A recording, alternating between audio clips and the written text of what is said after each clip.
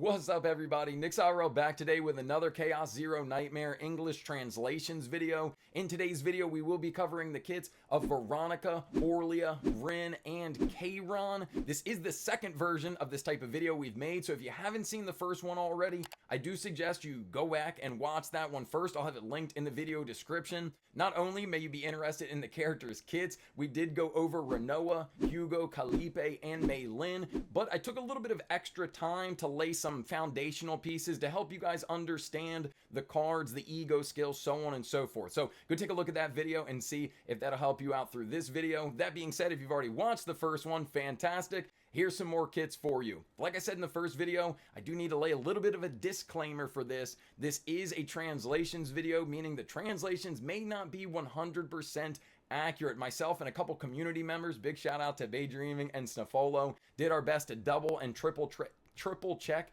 these translations to give you the most accurate translations we could, but there could still be some localization issues with the phrasing, with the terminology, with the names of the cards, so on and so forth. Also, because this is all being pulled from beta footage that we found online, anything beta is subject to change. So some of what you're seeing in these kits may not be the same on launch, but the whole point of this video, why I want to bring you guys this information, is it'll at least put you down the right path as to how these characters want to be played, the general rundown of their kits, to see what characters may be most exciting for you. With all that out of the way, let's get into the kits.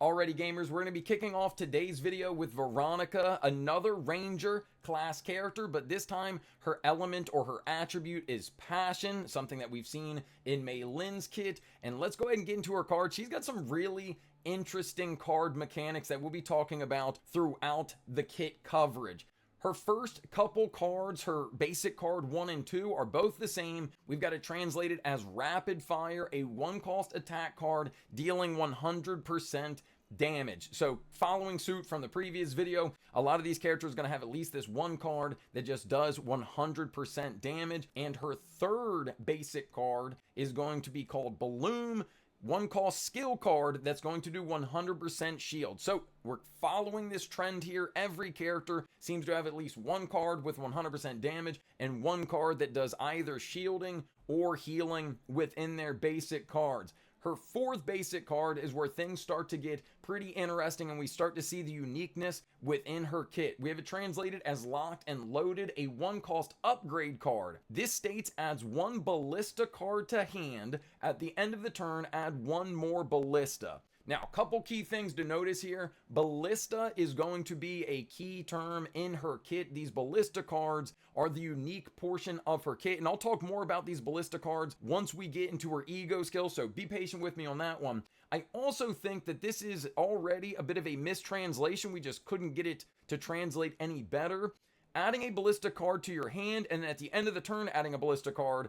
A little bit of a spoiler, jumping forward a bit, these ballista cards activate when you end your turn. So it seems silly to give her an ability that gives you a card in the midst of your turn and at the end of your turn when these cards are going to go off at the end of the turn regardless. So maybe it's really only 1 ballista card and it's saying that the ballista card does something special, or maybe it is 2 ballista cards. It's hard to say right now. Into her unique cards, the first card, titled Repose, is a 1-cost skill card. This is another shield. It's going to give shield for 100%, but it also allows you to draw 2 cards tagged Ballista. We're getting more of these ballista cards in her kit. The second unique card we have titled Pendant of Resolution, a 1-cost upgrade card. Now, whenever an ally uses a skill card, gain 1 charge. This is a second key term to notice in her kit. So we've already established she wants to get these ballista cards, and charge is going to be unique to Veronica as well. Again, we'll have the translations, and I'll talk about it more when we get into her ego skill. Her third unique card, Sir Kowalski, this little hamster buddy right here. You're going to gain 1 charge, so we're seeing that term yet again, and draw 1 card. And then her fourth unique skill, Ready Bombardment, is a 1-cost upgrade card, increasing max charge by 1 and also allows you to gain 1 charge. So what we've seen in her kit so far, she has some attacking, she has some shielding, she also wants to generate ballistas and generate charge stacks. That's what we've been able to pull from her basic and unique cards. Now, getting into her Ego Skill, let's first talk about what charge is. So it's this box that you see right up here. We have it translated as all ballista card damage is increased by 20%. Each time a ballista card is used, 1 stack is consumed, and you can carry a maximum of 3 stacks. Now, these ballista cards, jumping the gun a smidge, are going to be dealing damage. If you simultaneously have ballista cards in your hand and you've got stacks of charge, you are simply amplifying the damage that these ballista cards will deal. It's this pile of cards right here on the left side. We've got a page for that, which I will be showing you guys momentarily. But first, her Ego Skill. We have it translated as Hunting Time. It is a 5-cost Ego Skill that does 250% damage to all enemies. So we've got some AoE action going on right here. It inflicts strengthened damage 2 times. So strengthened, we believe, is just a debuff that you're laying on the enemy, allows you to hit them a bit harder. You also get maximum charge. So we see right here from the charge ability that it can be stacked up to 3 times. This is going to max out your stacks at 3. That's pretty good, because the last line is telling us that it's going to generate ballista cards when used. Another issue with some of these translations, we don't know exactly how many ballista cards that is. Is it going to give you the entirety of her ballista cards? There's 6 of them. Is it just going to give you 1? Is it going to be somewhere in between? That's something that is missing out with the translations right now, but we do know AoE damage inflicts the strengthen debuff, gets maximum charge, and generates some amount of these ballista cards. Now, I appreciate your patience. I'm sure you've been thinking, what are these ballista cards? Tell us. Well, here we go. We've got 6 different ballista cards. They have a few things that they all share in common. For example, they are all attack cards, and you'll notice that they don't have any number values assigned to them in the top left, typically showing how many action points it costs to play these cards, because they all go off at the end of the turn. I mentioned that when we were looking at the basic and unique cards, but we'll be doubling down on that. We'll be explaining it a little bit further, covering these ballista cards. So the first ballista card we have here seems to be, I guess, the standard ballista card that she would generate, and maybe this is the card that the ultimate generates. Again, it's hard to say with the translations, but it states at the end of the turn, deal 150% bonus damage to random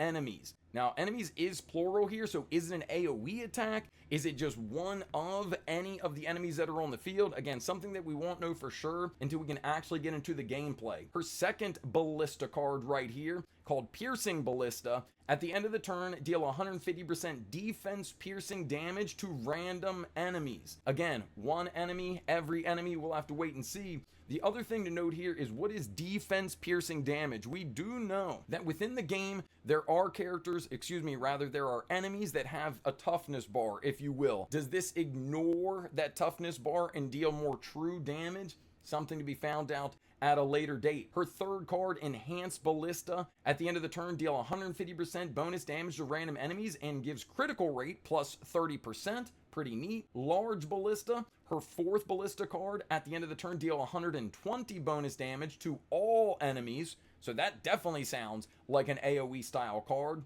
Next up, we have Rapid Fire Ballista. At the end of turn, deal 60% bonus damage 2 times to random enemies. And the sixth and final ballista card is titled Prototype Ballista. At the end of turn, deal 200% bonus damage to random enemies. You'll notice that they all do a semblance of the same thing. They are dealing damage at the end of the turn. And going back to the charge stacks, any of these damage multipliers that you've seen, you guys can read them here on the cards. Essentially, you'd want to tack on 20 more damage if you have charge available when these cards are going off. The last thing to look at in Veronica's kit is, of course, her limit breaks or her dupes. Her first limit break says that Ready Bombardment gains +2 charge when played. So just to give a little bit of a recall, Ready Bombardment is going to be her fourth unique card right here, which typically increases max charge by 1 and then gain 1 charge. So rather than just getting that 1, it looks like if you've got her limit break 1, you're going to get +2 charge, just giving you more damage amplification when those ballistas go off.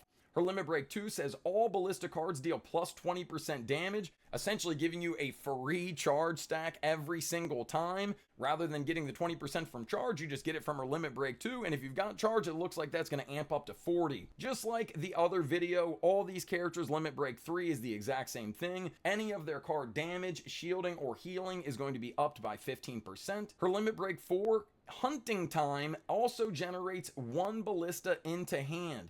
Now, Hunting Time was the name of her Ego Skill. So Hunting Time also generates 1 ballista into hand. The translation that we had already mentioned generating ballista. Again, this is part of the problem with the translations. We don't know how many ballistas, or maybe even does it generate ballista into the hand originally. If this is also generating 1, I'd imagine there's a certain level that you get from her Ego Skill, from her ultimate, and then if you have her limit break 4, we're just upping that number by 1. Her limit break 5, same ordeal, card damage, shields, and heals plus 15%. And the final limit break, her limit break 6, says max charge stacks increase by 1. Typically the max is going to be 3. If you get all the way up to her limit break 6, if you get full copies of Dupes, you'll be able to get her 4 charges, or rather 4 stacks of charge that she's able to hold at a single time. TLDR on Veronica, you're going to want to use as many ballista cards as possible. Generate these ballistas, gain stacks of charge, and then use that at the end of the turn to essentially nuke your enemies is what it sounds like. She's got a pretty interesting kit if you ask me. Now, the next character we're going to be covering is Orlea. This is the first instance of a controller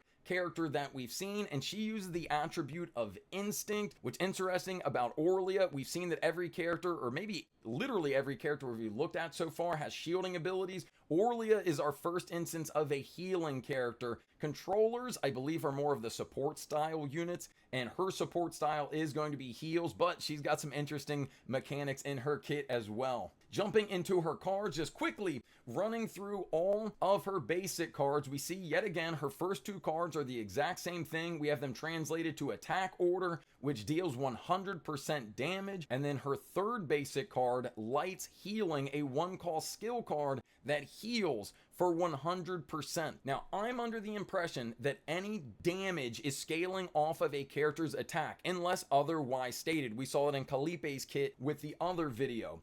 I'm guesstimating that any shielding is going to come off the character's defensives, and then healing perhaps gets scaled off of their HP. None of this is confirmed, just kind of using some common game logic to piece that together, but we'll see what her healing scaling actually comes off of. And then with her 4th basic card, like we see in most characters' kits, this is where we start to get the uniqueness. This is where we start to see what the synergies in the kits are going to be. We have it translated as Summon Creature, which will make a lot of sense here in a moment. A 1-cost attack card that deals 80% damage and also generates 1 random creature into the hand. We will see more about these creatures here in just a bit. Moving into her unique cards, we have this first one translated as Holy Incense, a 1-cost skill card that heals 100% and generates 1 random creature into the hand. Now we're starting to see it more and more. Her second unique card, luckily enough a 0-cost, is going to deal 40% damage to all enemies.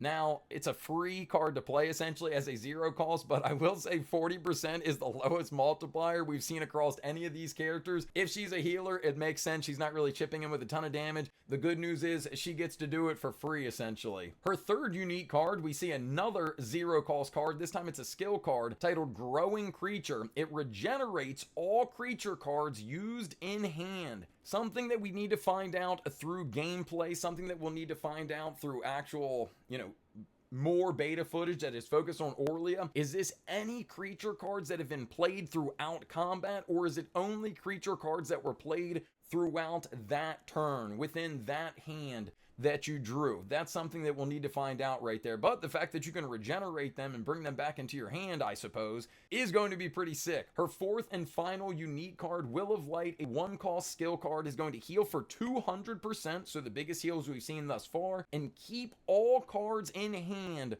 for 1 turn. If this means what we believe it means, where at the end of your turn, you would typically discard any cards that are not used. Perhaps playing Will of Light allows you to keep those cards in hand, end your turn without sending them to the discard pile, and still redraw for the following turn. This could set up really interesting synergies with other characters, specifically some DPS style characters that want to have multiple cards in hand to set up combos, like a Mei Lin, or somebody like Renoa who focuses on resonance bullets. There's even other characters that we'll talk about later in this video that may be interested in Orlea services as well. I just can't really confirm or deny what exactly that means. Now, with Orlea's Ego Skill right here, we have it titled as Salvation, a 6-cost Ego Skill. Very simple though, you generate one of all 3 types of creature cards into your hand. Seems simple enough, but what are these creature cards? So we have 3 different creatures right here, all 0 cost. Orlea seems like she is a quote-unquote cheap character to have in your hand and be able to play. When you generate these creatures, which we've seen can be brought onto the battlefield or maybe like into your hand from her basic cards, from some of her unique cards, with her ultimate, you're gonna get all 3 of them, so it's not necessarily at random. I know from some English footage that we've seen that they probably have cuter names than what I'm going to tell you guys. 2 of them are translated from the Korean translations. One of them we actually saw the card in some English gameplay, so it's going to be different. I think it's going to be more closely tied to this second card. But we have Ali High is this first one, a 0-cost attack card that deals 180% damage. Says it also deals 140 fixed damage to random enemy for each creature in hand. That's going to be a theme that we see with these creature cards. So straight up 180% damage, but depending on how many creatures you have in your hand, you could do additional damage. The second card, which I do believe we have the English localization for it, is called Tuffy, which is a 0-cost skill card where you draw 2 cards and heals 120 for each creature in hand. This is more of a healing focus card. And this third and final creature card, Narami, a 0-cost attack card, deals 120% damage and deals 160 additional damage for each creature in hand. So it's a bit of a reverse from the first creature card. The first one has more base damage, lower additional damage based off creatures in hand. The third one, lower base damage, higher additional damage based off of creatures in hand. Long story short, it seems like you're going to want to pay attention to what you need most at the time, because whichever card you play first is going to get the maximum benefit from the fact that you've got every creature card in your hand. As you play through these cards, you will get less and less benefit from said card because you'll have less creatures to give you multipliers from. Last but certainly not least, we have Orlea's limit breaks, her duplicates. Her limit break 1 says the healing amount of Will of Light card is increased by 80%. Will of Light is her 4th unique card. So right here, which typically is going to give you 200% heals. Now it's going to give you an additional 80%. So 280% healing. That's pretty beefy if you ask me. The 200% was already the highest we'd seen, and now we're just furthering the amount of heals. Orlea's limit break 2 says the healing amount is increased by 20%. So regardless of the healing card that you play, an additional 20% heals is going to be tacked onto that. Her limit break 3, damage, shield, and healing plus 15%. Her limit break 4 is pretty interesting. Adds generating 1 Narami. So this first of her creature cards, we're going to add generating one of those to the Salvation card effect. Remember, that is her Ego Skill. So her Ego typically generates 1 of each of her 3 creatures. If you ever limit break 4, you're going to generate 1 of each, but an additional Narami or that first attack creature. Her limit break 5, again, extra damage, shielding, and healing plus 15%. And last but not least, her limit break 6, damage and healing amount of creatures are increased by 20%. So just add 20% to the multipliers from all 3 of those creature cards. TLDR on Orlea. She is going to be a healing style character, a controller with a focus on healing that also has the ability to bring these creatures into your hand onto the battlefield, which all have unique abilities, dealing damage or healing respectively. She seems like a pretty neat character to play, in my opinion. Next up, we see another installment in the Striker class with the attribute of Void. This is Rin that we're going to be looking at next. Rin's cards are all focused on damage, and there's, like every character, a unique synergy here that I'm gonna give you guys a bit of a forewarning. The translation feels a little sketchy. Her first basic card we have translated as Black Cloud Sword Eclipse, a 1-cost attack card that does damage for 100%. Not all that uncommon to see. However, her second basic card is a beefier damage, Black Cloud Sword Third Style, a 2-cost attack card, but in return you're getting 220% damage. So twice as expensive, but it does more than double the damage from her base line damaging basic card. Her third card, Guardian, is a 1-cost skill that does shield for 100%, and her fourth basic card, Rampage, a 0-cost attack, deals 120% damage, but deals 50 additional damage when there are 2 Black Cloud Sword cards in the hand. This is where the translations are getting a little sketchy, and I'd like to see the gameplay to know for sure. Now, these first 2 cards are titled Black Cloud Sword Eclipse or Black Cloud Sword Third Style. So are these the cards it's referencing, these Black Cloud Swords? You'll notice as we go through the unique cards, there's other cards with the Black Cloud prefix on them. Doesn't always include sword though. So we gotta see exactly how this card is going to work, how it synergizes with the rest of the kit. My guess right now is that based off certain titles of cards, they count as these Black Cloud Sword cards. And if you've got them in hand, you will be able to amplify damage, not only with this 4th basic card, but we'll see it sprinkled throughout the rest of the kit as well. On to her first unique card. This one is Black Cloud Secret Art Battle. Her card names are a mouthful. I hope the localization makes them a little bit shorter because, yeah, there's a ton going on here. But it's a 1-cost skill card, gives shields for 100%, and when there are 2 Black Cloud Sword cards in the hand, you draw 2 cards. What are these Black Cloud Sword cards? If you have an idea, let me know in the comments, please. Second unique card, Black Cloud Secret Art Annihilate. First one was Secret Art Battle. This one is Secret Art Annihilate, a 1-cost attack card. Deals 160% damage, reduces cost by 1 for each Black Cloud Sword in hand. So it only costs 1 to begin with. So if you've got any of these other Black Cloud Swords in your hand, looks like you'd be able to play this card for free, which is great. Essentially free 160% damage. Her third unique card, Black Cloud Trade Method. A 1-cost skill card, gains 3 Black Cloud Sword. Damage increases by 20% for each Black Cloud Sword that you have. So whatever these Black Cloud Sword cards are, at least her third unique card will allow you to generate them. If you need a card like her 4th basic that is going to amplify damage based off the amount of Black Cloud Swords that you have, it may be best to play it on a turn where you also have her third unique card to generate it and make sure that you can take care or make sure that you can cover that amplification. And then her 4th unique card, Black Cloud Secret Art Silence, a 1-cost attack card, deals 140% damage, discard all Black Cloud Sword cards you have and draw the same number of cards. I can't say for certain, but this could potentially be a translation error as well. I don't know why you would want to get rid of these Black Sword cards, because they seem to give her damage amplification throughout her kit. Why would you want to get rid of them? Maybe she's got some sub DPS prowess where you would want to rotate out the Black Card Swords or the Black Sword cards. That's going to be a tongue twister for me. In order to get more cards from your main DPS, I'm uncertain, but that's just a quick little theory craft we've got going on right there. Her Ego Skill is pretty straightforward. It is called Black Cloud Secret Art Strike, which is a 6-cost card, deals 400% damage, so a pretty decent multiplier right there.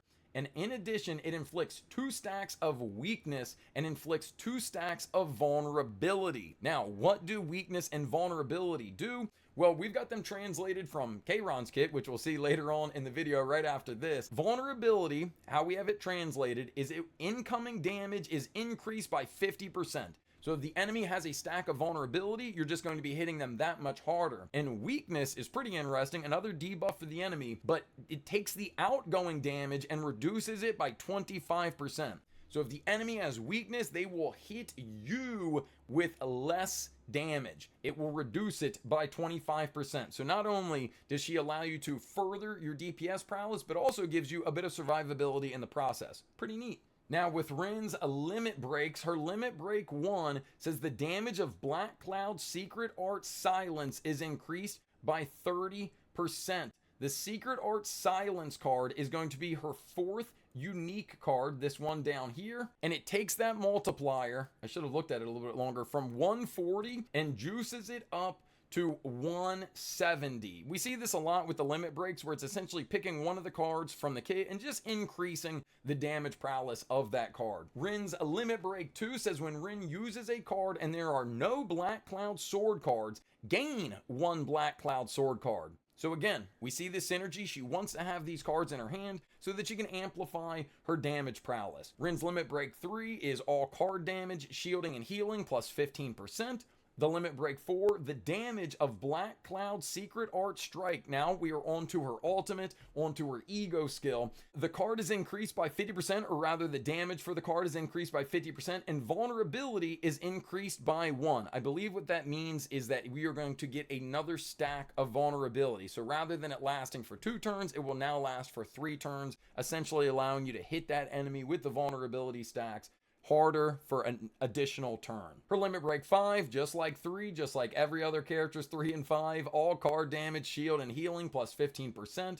And last but not least, her limit break 6. Rin's attack power is increased by 15% for each Black Cloud sword she has. We've seen it throughout the entire kit. Regardless of what's going on, she seems to benefit from having Black Cloud sword cards available in her hand. Now, what qualifies as the Black Cloud sword cards? We'll have to figure that out as we see more footage, as we get into the actual English beta, but it does make her other card a bit more curious as to why you would want to rotate out these Black Cloud sword cards for different cards. It could just be a translation error, but maybe there is some utility to it that I'm just not hip to yet. I haven't figured out why you would want to do it. We'll find out in due time. Last but certainly not least, this is the final 5-star character that we've been able to farm and fish translations for. This is Kayron. I think Kayron looks absolutely insane, and his kit is really neat as well. This is our first 5-star psionic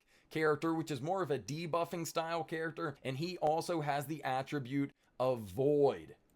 Moving into Kayron's basic and unique cards. His first and second basic card are the exact same thing, titled Elimination, a 1-cost attack card. Again, the standard 100% damage, whereas his third basic card is titled Sphere, a 1-cost skill card with 100% heals. Kayron being a little bit different from the majority of the characters that we've gone through. Large majority of them, other than Orlea, give shields, whereas Kayron has got that 100% heal in his kit, kind of setting him apart from the rest. I personally like it a lot. His fourth basic card, called After Image of Futility, a 1-cost attack card, deals damage for 220% and generates 2 void cards in his hand. Once again, we are now finding the uniqueness, trying to figure out the synergy within the kit. I will point out, we have this translated as generating void cards into the hand. He is a void element character. Does that mean that any void card, aka any of the cards in his deck, or if you pair him with another void attribute character, all of that counts as void cards? Or perhaps we have this mistranslated. The translator did bring us back other terms like nothingness, emptiness, all terms that you would say are, synonyms of void, so to speak. The questionable part is the fact that the element, the attribute, is literally void, which makes a lot more sense than generating 2 emptiness cards into hand. I'd like to think that it's void, but again, do take this with a grain of salt, because this could just simply be a translation or localization issue that we won't know for certain until we get the English lines. His unique cards kick off with Brand of the Void, a 3-cost attack card. 3 seems to be the most expensive any card can be, and this one is maxing out the expenses. It deals damage for 360% to all enemies. However, we're going to reduce the cost by 1 for each void card in hand. So although at its baseline it's super expensive, if you've got 3 void cards in your hand, you could reduce it to be a 0 cost card that deals 360% to all enemies. I'd like to reference, we just saw Rin's ultimate card, her Ego Skill, that had 400% damage scaling. This is just a unique card in Kayron's kit that does 360 that you could potentially play for a 0 cost. This is part of the reason I'm unsure about what it means to be a void card, because if it's simply his cards or any void attribute cards, this is an insane card to have in the base deck. His second unique card, titled Black Hole, is a 2-cost attack card, deals damage for 240%, and creates void cards until your hand is full. We've tried to scrub through as much beta footage as possible to see what the maximum amount of cards in a hand can be, and I'm under the impression it is 10 cards is the max card hand that you can have at a time, or rather max cards in hand you can have at a time. So if this allows you to generate void cards, again, is it just void attribute cards? Does it mean something different? Regardless, you can max that up until your hand is full, we believe is 10, and you're going to add 40% damage based off of that number. So if you had 10 void cards in your hand, you'd get an additional 400% multiplier. That seems insane. Again, you see why I'm a little weary of the idea of it simply being void attribute cards.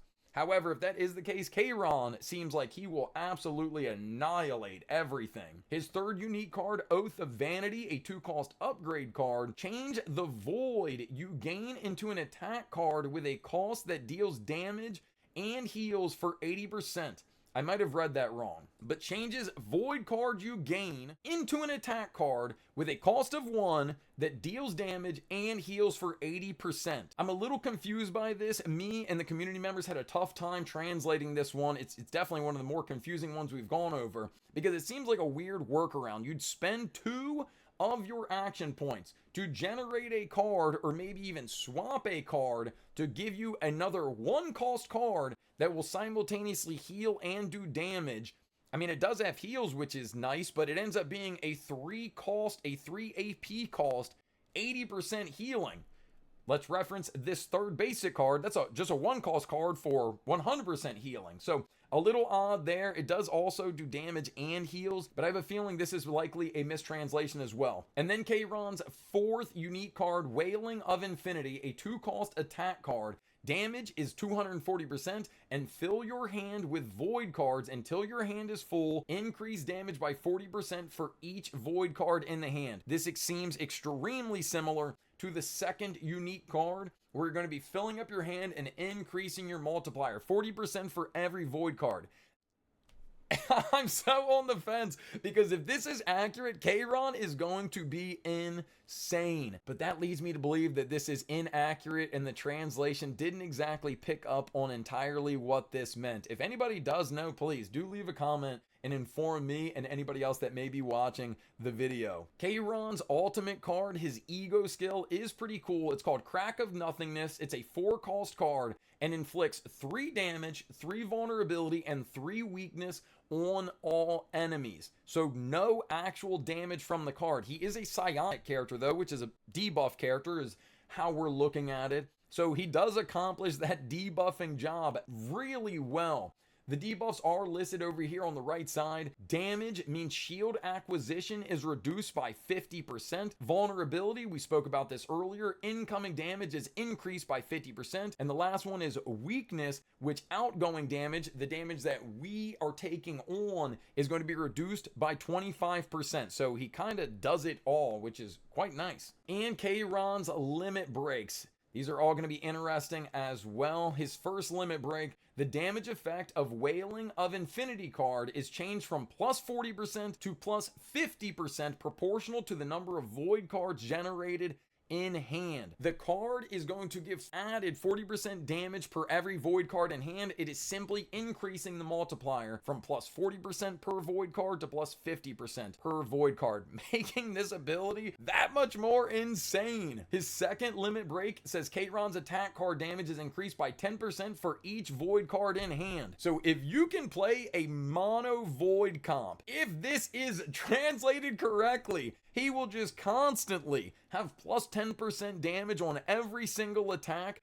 per card, which is insane. I can't believe that this is the accurate translation, but again, time will tell. His third limit break increases damage, shield, and healing by 15%. His fourth now goes into his ultimate, his Ego Skill. The Crack of Nothingness card effect increases all enemies' damage, vulnerability, and weakness stacks by 1. So all of those debuffs that we're applying to the enemies, formerly they were being applied 3 times, you're now going to increase that to 4 stacks of that. It's going to last for a decent amount of time in the battle. His 5th limit break again increases damage, shield, and healing by 15%, and his 6th and final limit break says Kayron's attack card damage is increased by 5% for each card in the discard pile. Not only does this guy get damage amplification for having these void cards, if you can get to his limit break 6, you will get further damage amplification simply by having cards in your discard pile. So the TLDR on Kayron, he's got a lot of offensive ability mixed with debuffing ability. And if this void card synergy is as it currently reads, his damage amplification, the potential damage scaling is going to be through the roof. He seems like an all-star of a character. A quick rundown of every character that we looked at today, starting with Veronica. Remember, her kit, her synergies are around generating these ballista cards and adding stacks of charge. The ballista cards will go off at the end of her turn, and they will give you additional damage, as well as charge stacks will amplify the damage that you can give from Veronica. Orlea, our controller character, is focusing on healing, but she's got a unique mechanic with these creature cards that can either do more damage or provide more heals. We also have Rin. She's more of a pure DPSing character that focuses on these black sword art cards. As you get these cards, you can further scale her damage ramping. And then last but not least, we have Kayron, a debuffer that seems to also shell out tons of damage, focusing on void card synergy. What do you guys think of these characters? Definitely let me know. I appreciate you guys taking the time to watch through these translations. Hopefully they helped. As I've stated numerous times, some of these translations are likely to be incorrect. Some of these translations will come out as we get the game in English and we'll go, oh, that's what that meant. Oh, that's what this means. It wasn't exactly correct based off what we were doing.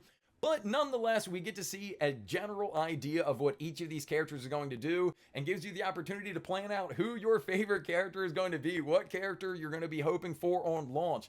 Do let me know in the comments who that character is going to be, or if you've got more information, if you've got more correct information than what we were able to get through these translations, please leave that in the comments as well. The beta's right around the corner. The launch is about a month away. So good luck to everybody hoping to get into the beta, and I hope that I will see you guys all when the game launches. Please, like I mentioned, leave a comment on the video, like if you made this far, and subscribe. I will definitely be covering more CZN news as we get closer and when the game releases. I also stream on Twitch. That'll be linked in the bio, so come hang out on stream sometime. That'd be awesome. Thank you guys for watching, and I'll see you in the next one. Adios.